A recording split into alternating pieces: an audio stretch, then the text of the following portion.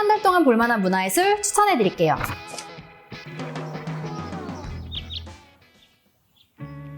첫 번째 전시는 에브리데이 몬데이에서 펼쳐지고 있는 문화씨 개인전 모호입니다. 이번 전시는 인간관계를 주제로 한 일러스트 전시예요. 여러분, 인간관계로 스트레스 받아보셨죠?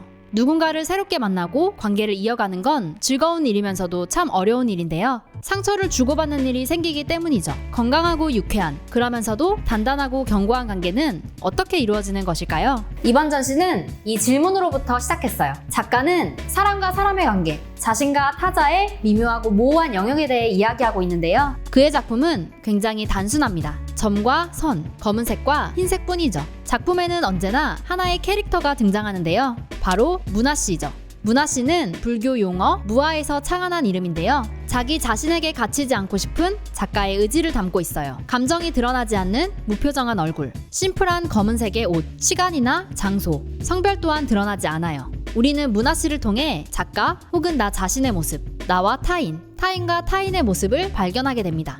작가는 질문에 대한 대답 대신 타자와의 관계에서 벌어지는 갈등, 감정, 생각에 대해 끊임없이 곱씹는데요. 그는 이런 꾸준함으로 자신만의 작업 세계를 구축해왔죠. 그의 작품은 해외에서 먼저 인정받았는데요. 메종 키츠네 등 패션 업체와 협업하며 미국 뉴욕타임즈 일러스트레이터로 활동하고 있죠.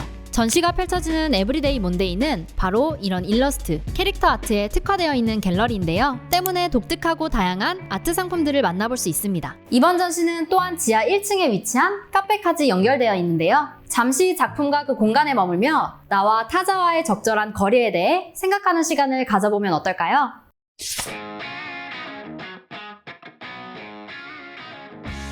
두 번째 전시는 예술의 전당 한가람 미술관에서 펼쳐지고 있는 윌리엄 웨그만전입니다. 이번 전시는 일상 속 문제들을 주제로 한 폴라로이드 사진전인데요. 폴라로이드 사진작가 윌리엄 웨그만의 전시죠. 그의 작품들은 폴라로이드 특유의 아날로그 감성을 담고 있어요. 덕분에 많은 이들의 사랑을 받고 있는데요. 무엇보다 그의 작품을 특별하게 만드는 것은 바로 반려견 말레이입니다.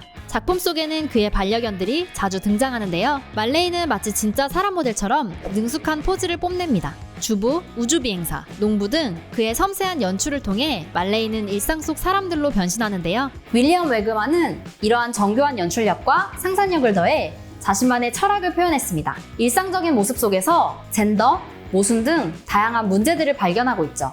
이번 전시에선 윌리엄 웨그만의 대형 폴라로이드 사진 작품을 포함해 약 100여 점의 작품들을 만나볼 수 있는데요. 지금까지 대중에게 공개된 작품 외에도 작가가 직접 선정한 50점 이상의 작품이 국내에 처음 선보인다고 합니다. 갖가지 세계적인 명품 브랜드와 함께한 콜라보레이션 작품도 공개되는데요. 폴라로이드의 감성과 함께 윌리엄 웨그만의 감각으로 재탄생한 브랜드들이 참 멋지게 다가옵니다. 이번 전시의 오디오 가이드는 네이버 바이브 앱에서 무료로 들을 수 있는데요. 이번엔 특별히 반려묘, 다홍이를 키우는 방송인 박수홍 씨가 참여했다고 해요. 작품의 숨은 이야기가 궁금하신 분들은 미리 앱을 다운받아 가시는 것을 추천드려요.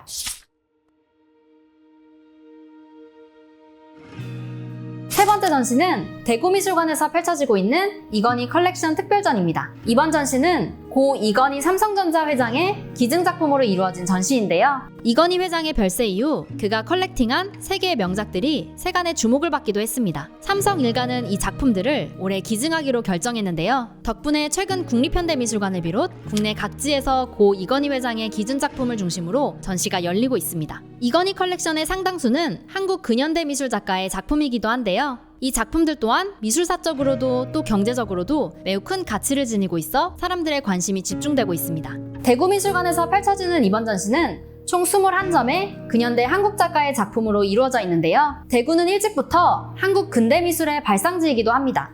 일제강점기 당시 일본으로부터 서양식 그림 도구를 가장 먼저 접한 곳 중 하나이기 때문이죠. 문물을 빠르게 받아들인 만큼 대구만의 색채도 빠르게 만들어 나가는데요. 서양의 미술 화법과 한국만의 민족 정신과 시대 정신을 섞은 것이 대구 미술의 특징이죠. 이건희 회장이 태어난 곳도 삼성이 태어난 곳도 바로 이 대구인데요. 이러한 애정 때문일까요? 이건희 회장은 자신의 컬렉션에 대구의 예술 작품들을 아낌없이 담았습니다.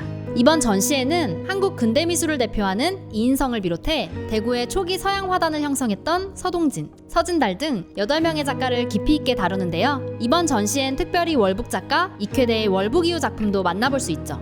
이번 전시는 입장권은 무료이지만 사전에 입장권을 예매해야 합니다. 때문에 전시를 가실 분들은 꼭 예매 후 방문해주세요.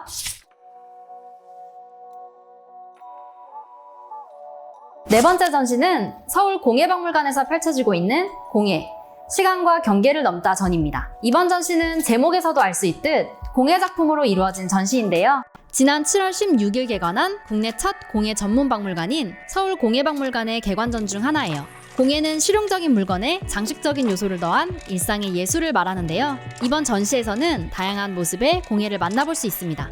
나무, 유리, 도자와 보석 등 갖가지 소재로 탄생한 공예 작품들로 수놓여 있는데요. 해방 이후 현재에 이르기까지 한국 사회의 흐름과 함께 변화해온 공예 작품들로 채워져 있습니다. 일반적인 작품들과 다르게 공예 작품은 우리의 일상과 맞닿아 있는데요. 그릇, 가구 등 우리가 살아가며 이용하는 모든 것에 깃들어 있기 때문이죠. 정교한 손기술로 완성된 공예품부터 현 시대의 기술에 맞춰 만들어진 가구들에 이르기까지 과거부터 현재까지 모든 공예 작품들을 한눈에 볼 수 있는데요. 그 변천사를 통해 우리의 일상이 어떻게 변화했는지 살펴볼 수 있어 재밌는 경험이 되기도 합니다. 전시뿐만 아니라 박물관 곳곳에서도 실제 사용할 수 있는 공예품들을 만나볼 수 있는데요. 대형 도자로 만든 안내 데스크, 대나무로 만든 죽공예 의자 등 공예품을 직접 감상하고 체험할 수 있죠.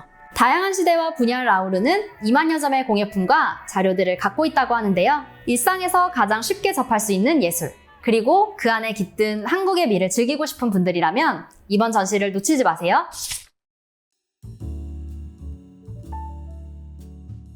자, 이렇게 8월의 문화예술을 소개해드렸습니다. 관심이 가는 전시 발견하셨나요? 코로나19 방역수칙을 잘 지켜서 안전하게 관람하기 꼭 잊지 마세요.